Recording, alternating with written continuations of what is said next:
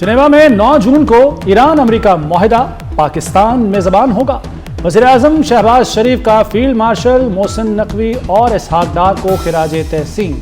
کہا یہ معاہدہ صرف 2 ممالک کا نہیں بلکہ امن اور مکالمے کی فتح ہے۔ فیلڈ مارشل نے جنگ بندی کے لیے شب و روز محنت کی۔ محسن نقوی نے امن عمل میں اہم ذمہ داریاں انجام دیں۔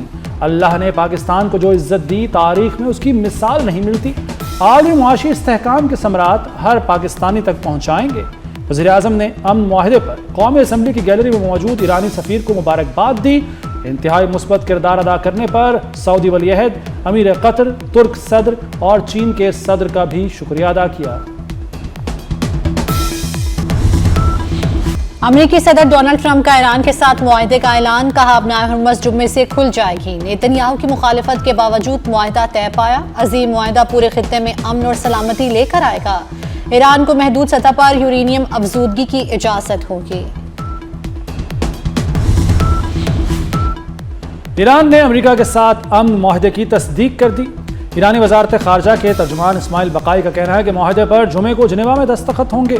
ہم ہر صورت معاہدے کی پاسداری کریں گے۔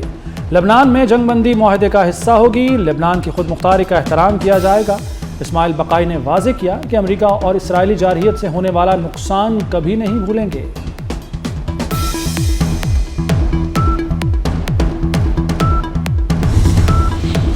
محسن نقوی نے آگ کے دریاؤں میں پل باندھا، انتھک محنت سے عالمی امن معاہدے کی بنیاد رکھی۔ حالت جنگ میں ایران جا کر حساس ملاقاتیں کی۔ وہ فیلڈ مارشل سید عاصم منیر کے ہمراہ تہران بھی گئے۔ آج سب سے پہلے دنیا کو امن کی صبح طلوع ہونے کی خوشخبری دی۔ محسن نقوی اس معاہدے کے اہم ترین معمار ثابت ہوئے۔ عالم برادری کی پاکستان کو شاباش۔ امریکہ ایران امن معاہدے کا خیر مقدم۔ سعودیہ، قطر، برطانیہ، آسٹریلیا، ترکی، فرانس نے پاکستان کے کردار کو سراہا۔ معاہدے کے لیے سازگار حالات اور ثالثی پر پاکستان کا خصوصی شکریہ ادا کیا۔ امریکی اخبار نیو یارک ٹائمز کے مطابق معاہدہ وزیر اعظم شہباز شریف اور فیلڈ مارشل عاصم منیر کی کوششوں سے ممکن ہوا۔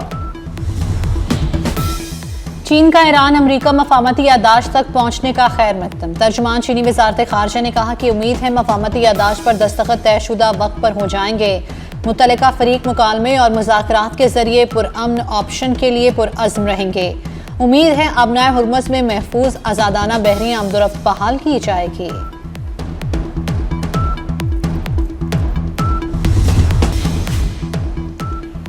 وزیر داخلہ محسن نقوی کا فیلڈ مارشل کو زبردست خراج تحسین۔ کہا فیلڈ مارشل سید عاصم منیر نے تاریخ رقم کر دی۔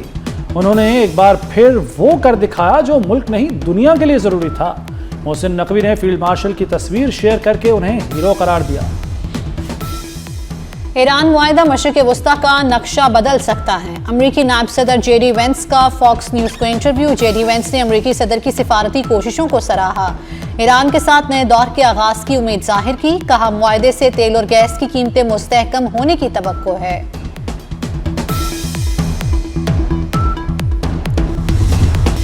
اسپیکر ایاز صادق کا وزیر اعظم کو کامیاب مذاکرات پر سلام۔ فیلڈ مارشل عاصم منیر اور اسحاق ڈار کی کوششوں کو بھی سراہا۔ اسپیکر نے محسن نقوی کی خدمات کو سراہا، مبارکباد دی۔ ایاز صادق نے کہا کہ پاکستانی قیادت نوبل انعام کی مستحق ہے۔ وزیر دفاع خواجہ آصف نے وزیر اعظم اور فیلڈ مارشل کی مسلسل محنت کی تعریف کی۔ امریکہ ایران معاہدے پر ایرانی عوام کو بھی مبارکباد دی۔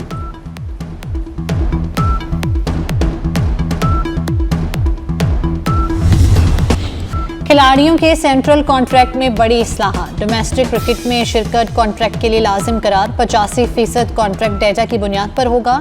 ٹیسٹ کرکٹرز کے لیے اضافی مراحت کا اعلان۔ پرانے اے بی سی اور ڈی کیٹیگری ماڈل کے خاتمے کی تجویز۔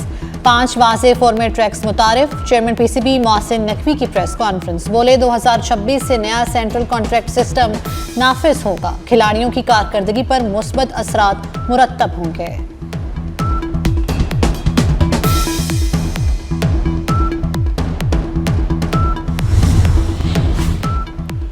محرم الحرام کا چاند نظر نہیں آیا۔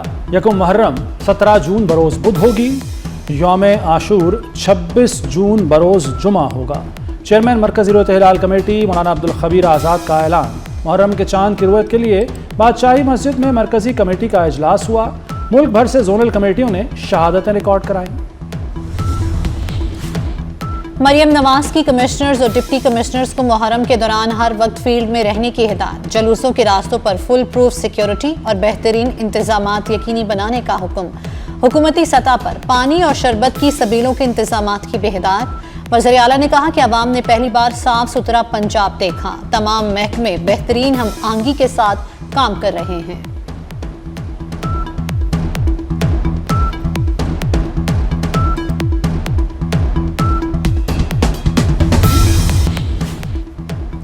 پاکستان ایئر فورس کا تربیتی طیارہ مردان کے قریب گر کر تباہ ہو گیا۔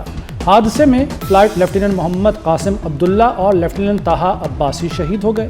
ISPR کے مطابق قاسم عبداللہ کا تعلق PAF جبکہ طاہا عباسی پاکستان نیوی سے تھے۔ حادثے کی تحقیقات کے لیے بورڈ آف انکوائری تشکیل دے دیا گیا۔ صدر، وزیر اعظم، وزیر داخلہ، فیلڈ مارشل اور سروسز چیفز کا واقعے پر افسوس اور دکھ کا اظہار۔ شہداء کے اہل خانہ سے دلی تعزیت اور ہمدردی کا بھی اظہار کیا گیا۔ کاؤنٹ ڈاؤن شروع، پنجاب کا 5131 ارب کا بجٹ کل پیش کیا جائے گا۔ تنخواہوں کے لیے 650 ارب، پینشن کے لیے 505 ارب سے زائد مختص۔ NFC کے تحت 3793 ارب ملنے کا تخمینہ۔ صوبائی محصولات کی مد میں 1330 ارب کی آمدن متوقع۔ وزیر اعلیٰ پنجاب مریم نواز نے منظوری دے دی۔ صوبائی کابینہ کل منظوری دے گی۔ گورنر پنجاب نے کل 2 بجے پنجاب اسمبلی کا اجلاس طلب کر لیا۔ 35 مطالبات مان لیے پھر بھی احتجاج کیوں؟ وفاقی وزیر پارلیمانی امور طارق فضل چودھری کا سوال۔ کالعدم جوائنٹ ایکشن کمیٹی کو تشدد اور انتشار چھوڑنے کا مشورہ۔ کہا مہاجرین کی 12 سیٹوں کو کمرے میں بیٹھ کر ختم نہیں کیا جا سکتا، یہ معاملہ آئینی طریقے اور بات چیت سے حل ہوگا۔ پاکستان کی سفارتی کامیابی پر یوم تشکر کا اعلان۔ گلگت بلتستان میں ری پولنگ کا مطالبہ مسترد، کامیاب امیدواروں کی جیت برقرار۔ چیف الیکشن کمشنر نے تمام درخواستوں پر فیصلے سنا دیے۔ استور، داریل، دیامر اور تانگیر کے انتخابی نتائج برقرار رکھنے کا فیصلہ۔